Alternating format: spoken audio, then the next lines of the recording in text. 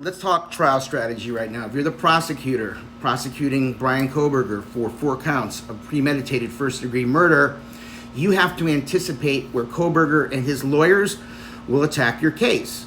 And right now, we know that they're going to attack the state's case on identification. His only defense here really is, hey, state of Idaho, you have the wrong guy.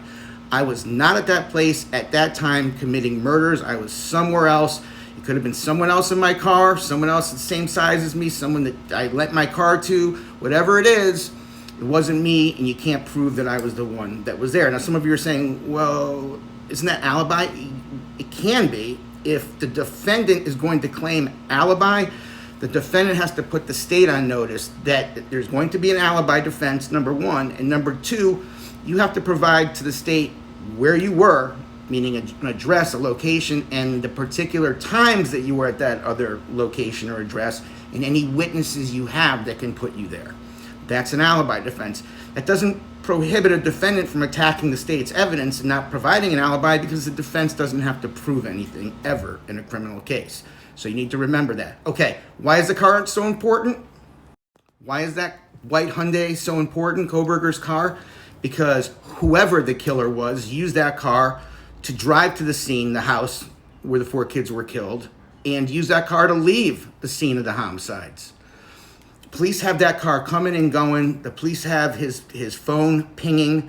So prosecutor knows this, and the defense is going to say, you can't put Brian Kohberger in that car at that time. You can't put him in the house at that time. You can't put him leaving the scene at that time. You can put his car there. You can put his phone somewhere, but you can't put his body there.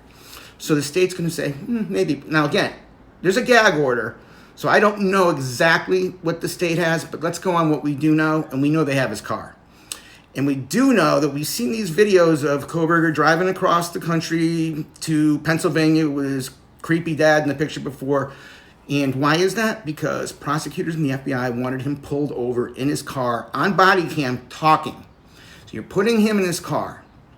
Also, they wanted to see video of his hands. Now, they just released last week another video of Kohberger in his vehicle. He's been pulled over for running a red light on the Washington State University campus by a Washington State University campus police officer, and she put everything on her body cam.